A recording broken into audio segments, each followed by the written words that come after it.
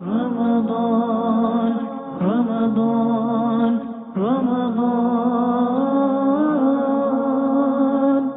يا مرحبا يا مرحبا أهلا رمضان يا مرحبا يا مرحبا أهلا رمضان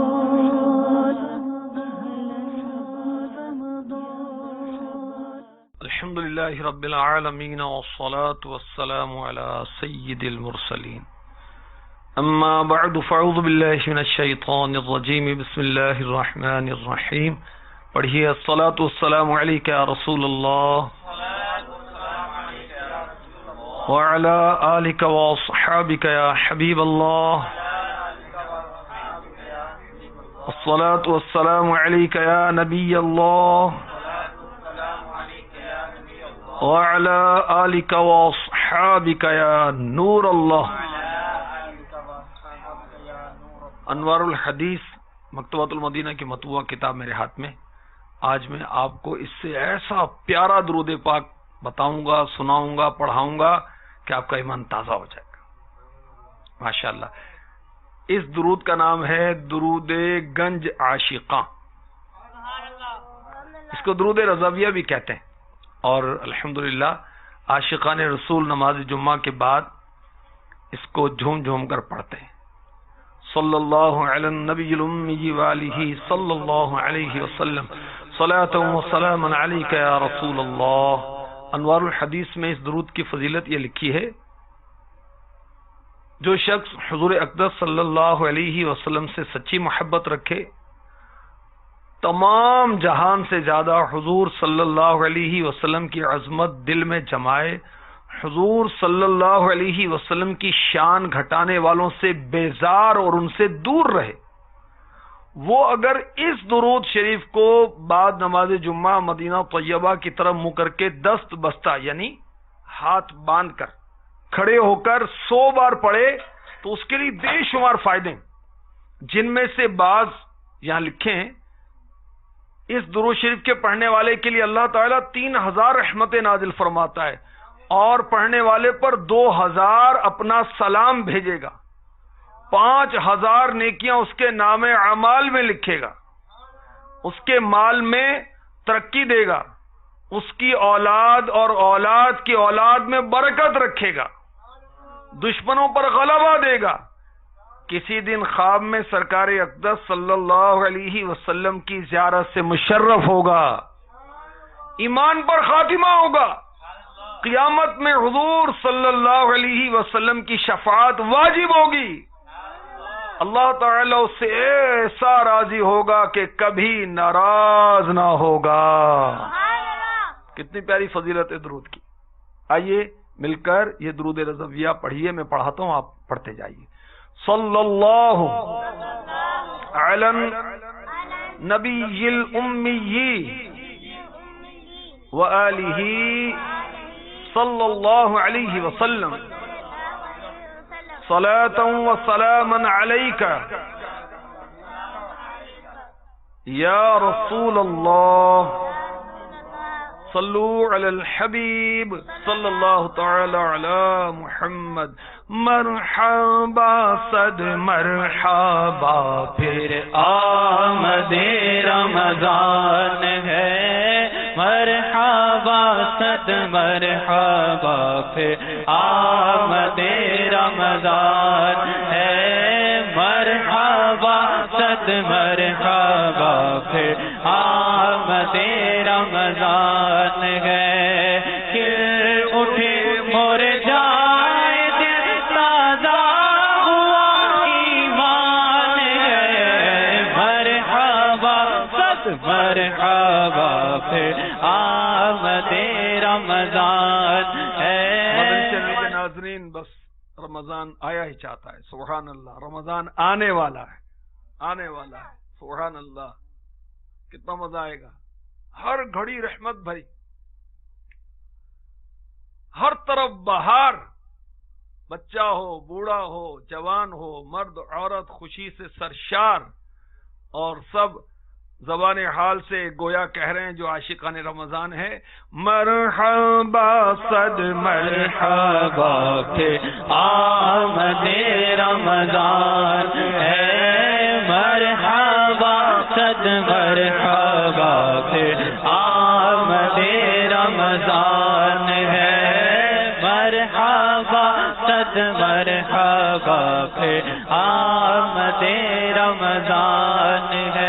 نیتیں کر لیجئے، اللہ کی رضا کے لیے اس سلسلے میں اول تاخیر شرکت کروں گا، ثواب کے لیے شرکت کروں گا، ادب سے بیٹھوں گا، توجہ کے ساتھ سنوں گا، اور جب جب ممکن ہوا تو انشاءاللہ کلام میں بھی مل کے پڑھوں گا۔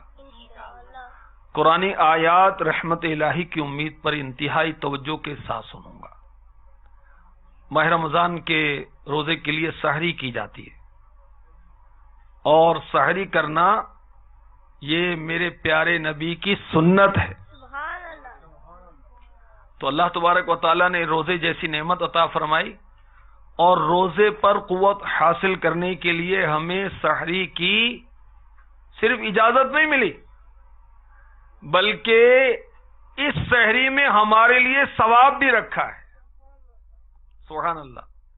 ہمارے پیارے آقا مدنی مصطفیٰ حبیب کبریا صلی اللہ علیہ وسلم کھانے پینے کے ہماری طرح محتاج نہیں، تاہم رسول اکرم شہنشاہ امم صلی اللہ علیہ وسلم ہم غلاموں کی خاطر سحری فرمایا کرتے، تاکہ آقا کے غلام بھی اپنے محسن آقا صلی اللہ علیہ وسلم کی سنت سمجھ کر سحری کیا کریں، اور انہیں دن کے وقت قوت کے ساتھ ساتھ سنت پر عمل کرنے کا ثواب بھی آتا ہے۔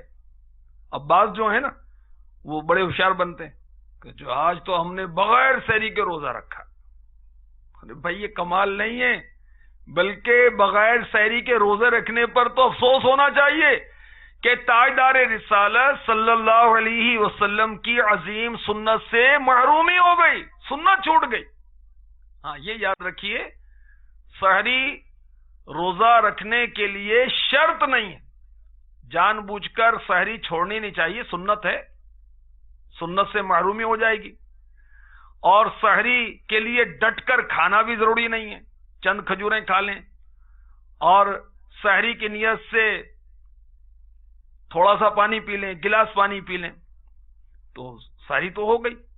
ایک بزرگ کا سنت پر عمل کرنے کا جذبہ سماعت فرمائی، حضرت سیدنا شیخ شرف الدین رحمت اللہ تعالی علیہ المعروف بابا بلبل شاہ، یہ فرماتے ہیں اللہ تعالی نے اپنی رحمت سے مجھے اتنی طاقت دی ہے کہ میں بغیر کھائے پیے بغیر ساز و سامان کے اپنی زندگی گزار سکتا ہوں، مگر چونکہ یہ امور سنت نہیں ہے اس لیے میں ان سے بچتا ہوں۔ یہ بزرگ فرماتے ہیں میرے نزدیک سنت کی پیروی 1000 سال کی عبادت سے بہتر ہے۔ تو سنت کی نیت سے انشاءاللہ ہم سحری بھی کریں گے انشاءاللہ۔ شروع میں رات کو اٹھ کر سحری کرنے کی اجازت نہیں تھی، روزہ رکھنے والے کو غروب آفتاب کے بعد اس وقت تک کھانے پینے کی اجازت تھی جب تک وہ سو نہ جائے۔ سو گیا تو اب بیدار ہو کر کھانا پینا منع تھا، مگر اللہ تعالیٰ نے اپنے پیارے بندوں پر احسان فرمایا، سحری کی اجازت دی۔ اب اس سلسلے میں ایک ایمان افروز سحری کی اجازت کی حکایت۔ چنانچہ حضرت سیدنا سرما بن قیس رضی اللہ تعالی عنہما محنتی شخص تھے، ایک دن روزے کی حالت میں سارا دن زمین پر کام کرتے رہے، شام کو گھر آئے، زوجہ محترمہ رضی اللہ تعالی عنہا سے کھانا طلب کیا، وہ کھانا پکانے میں مصروف ہوئیں۔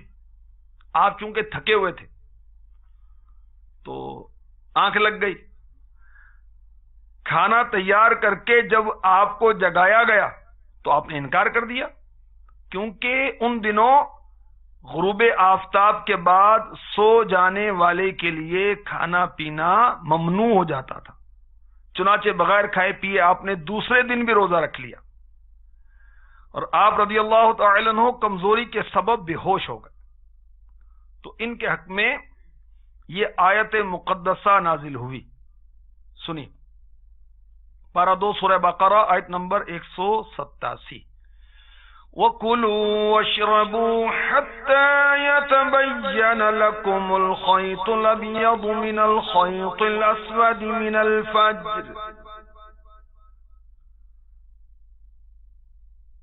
ثُمَّ أَتِمُّوا الصِّيَامَ إِلَى اللَّيْلِ۔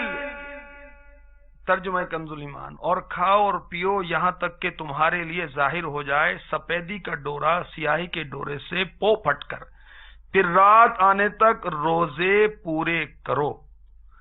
اس آیت میں رات کو سیاہ ڈورے سے اور صبح صادق کو سفید ڈورے سے تشبیہ دی گئی۔ معنی یہ ہے کہ تمہارے لیے رمضان کی راتوں میں کھانا پینا مباح یعنی جائز قرار دے دیا گیا۔ یہاں ایک جو غلط فہمی ہے اس کی طرف توجہ دلاؤں۔ عام طور پر جو دینی ماحول سے دور ہوتے ہیں، علماء کی صحبت میں بیٹھتے نہیں ہیں، نہ دینی کتابیں پڑھتے ہیں، نہ مدنی چینل دیکھتے ہیں، اور نہ ہی گھر کے اندر مدنی ماحول ہے، تو اب کیا ہوتا ہے کہ سحری کے وقت فجر کی اذان کا انتظار ہوتا ہے، بلکہ بعض تو وہ کہ ابھی اذان ختم نہیں ہوئی، ابھی تو اذان ہو رہی، جلدی کھا لو جلدی کھا لو جلدی کھاؤ، اور بعض تو کہتے ہیں کہ ابھی تو محلے کی اذان ہو رہی، وہ دور کی آواز ابھی آ رہی، ابھی کھاتے رہو۔ تو مدنی چینل کے ناظرین یاد رکھیے، اذان ہو یا نہ ہو، اب اذان کی آواز جب تک نہیں آئے گی جب تک کھاتے رہیں گے نا، اور لائٹ چلے گئی تو پھر کیا کریں، کھاتے رہیں۔ تو سحری کا تعلق، روزہ بند کرنے کا تعلق اذان سے نہیں ہے، اذان کی آواز پہنچے نہ پہنچے صبح صادق ہوتے ہی آپ کو کھانا پینا چھوڑنا ہوگا۔ آئیے سحری کے متعلق اللہ کے حبیب صلی اللہ علیہ وسلم کے آپ کو فرامین سناتا ہوں، سنیے اور ایمان تازہ کیجیے۔ فرمایا سحری کھایا کرو کیونکہ سحری میں برکت ہے۔ فرمایا ہمارے اور اہل کتاب کے درمیان سحری کھانے کا فرق ہے۔ فرمایا اللہ عز و جل اور اس کے فرشتے سحری کھانے والوں پر رحمت نازل فرماتے ہیں۔ نبی کریم صلی اللہ علیہ وسلم اپنے ساتھ جب کسی صحابی کو سحری کھانے کے لیے بلاتے تو ارشاد فرماتے آؤ برکت کا کھانا کھا لو۔ سبحان اللہ۔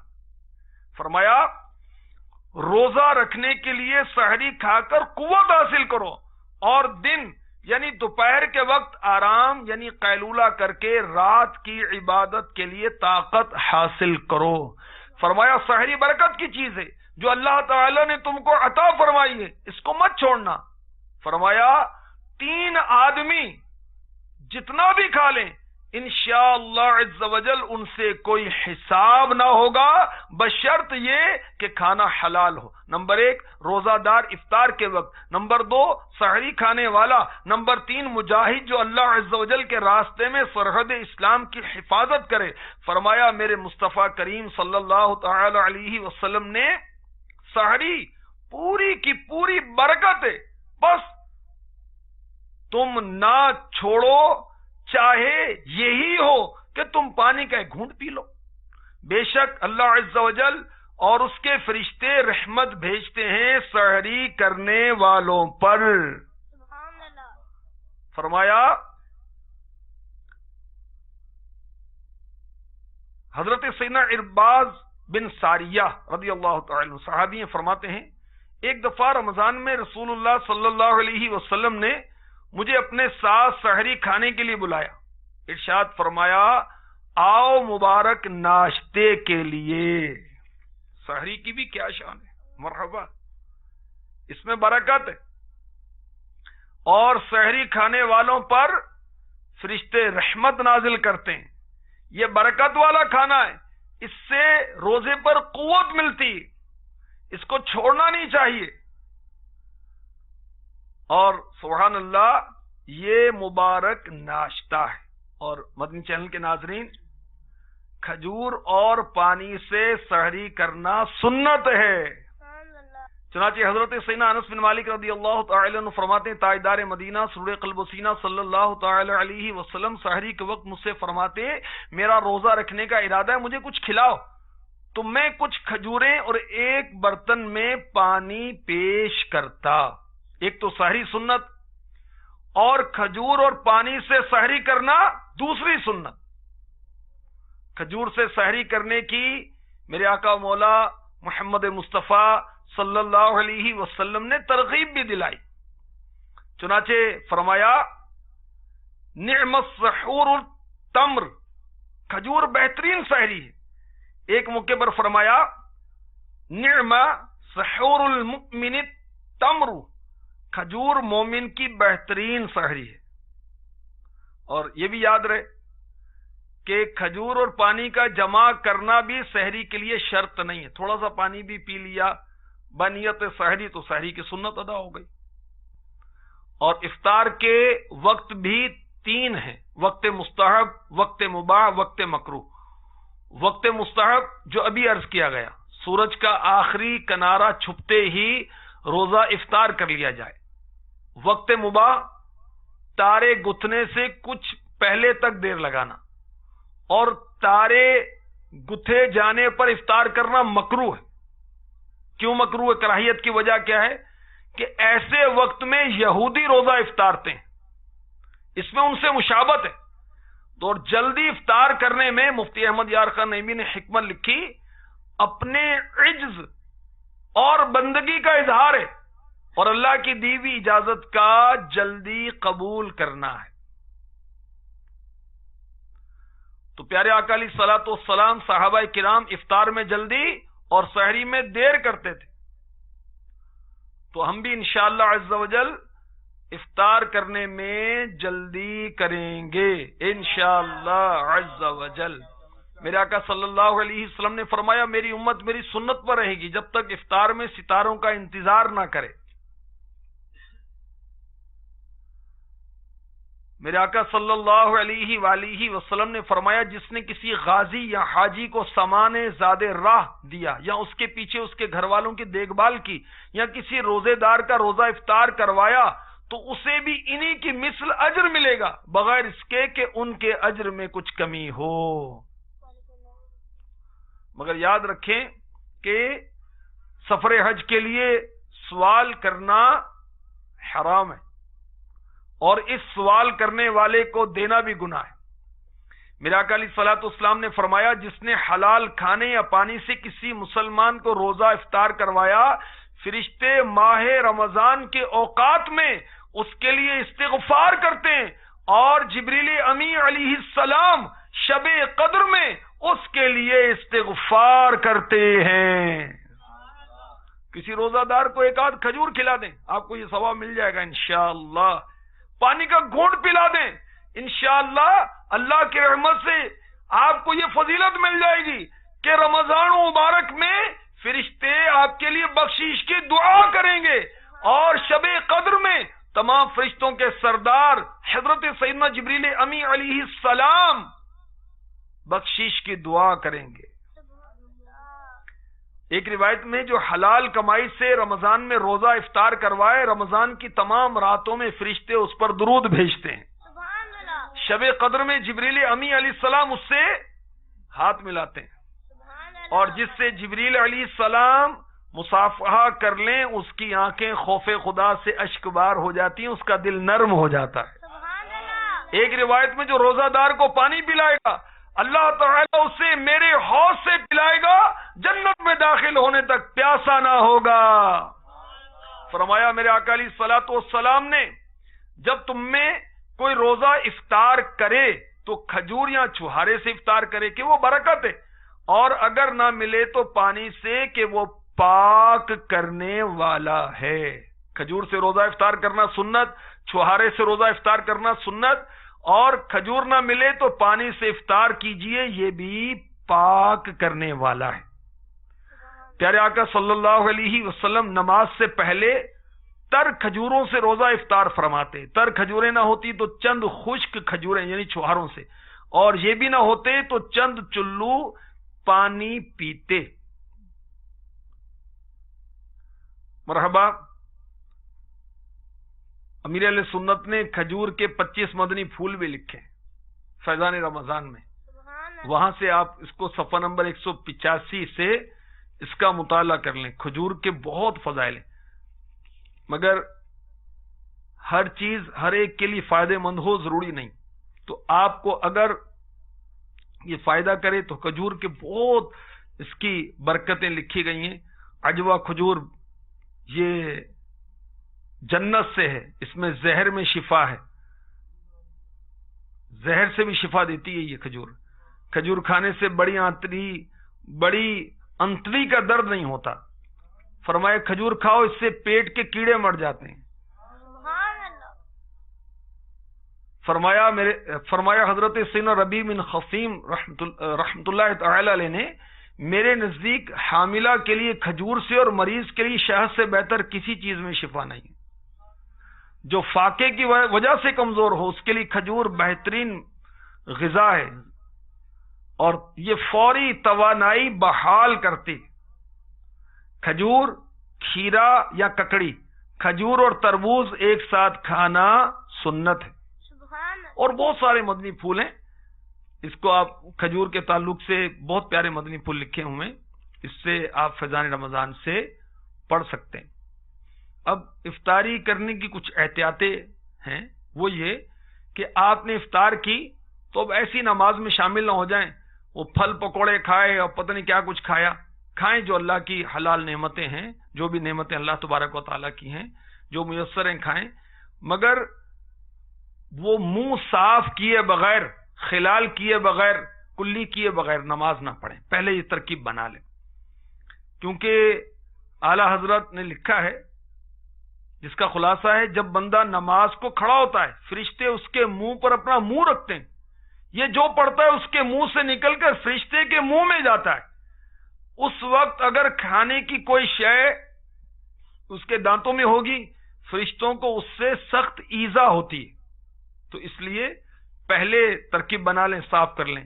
میرے آقا علیہ الصلوۃ والسلام نے فرمایا جب تم میں سے کوئی رات کو نماز کے لیے کھڑا ہو تو چاہیے کہ مسواک کر لے، کیونکہ جب وہ اپنی نماز میں قرات کرتا ہے تو فرشتے اپنا منہ اس کے منہ پر رکھ لیتے ہیں، اور جو چیز اس کے منہ سے نکلتی ہے وہ فرشتے کے منہ میں داخل ہو جاتی ہے. تو بہرحال پہلے منہ کی صفائی وغیرہ کر لیں اور پھر ترکیب بنائیں. اور پانی سے افطار کریں گے تو یہ اور بھی آسانی ہو جائے گی کہ پانی دانتوں میں پھنسے گا تو نہیں نا بھائی. اور جب نماز پڑھ لیں پھر جو اللہ کی نعمتیں ہیں اس سے فائدے لیں. اور یاد رکھیں روزہ افطار کرنے کے بعد دعا قبول ہوتی ہے. تو آپ نے افطار کر لی، 1 گھونٹ پانی پیا یا کھجور کھائی، اس کے فوراً بعد دعا کر لیں جو روزہ افطار کرنے کی دعا ہے. اللہم لک صمت وعلی رزقک افطرت، یہ پڑھ لیں. اور پڑھنے کے بعد اللہم ربنا آتنا فی الدنیا حسنۃ وفی الآخرۃ حسنۃ وقنا عذاب النار. آپ جو نعمتیں کھا لیں اور جماعت کا اہتمام کریں، مسجد میں جا کر جماعت پڑھیں. اللہ ہمیں نصیب فرمائے. انشاءاللہ اللہ کے کرم سے ہم رمضان کی عبادات بجا لائیں گے، روزے رکھیں گے، انشاءاللہ تراویح پڑھیں گے، انشاءاللہ سحری میں جلدی کریں گے آخری رات کے چھٹے حصے میں، اور افطار میں بھی جلدی کریں گے انشاءاللہ. اللہ تبارک و تعالی ہمیں ماہ رمضان کی برکتوں سے مالا مال کرے. آمین بجاہ النبی الامین صلی اللہ تعالی علیہ وسلم. رمضان رمضان رمضان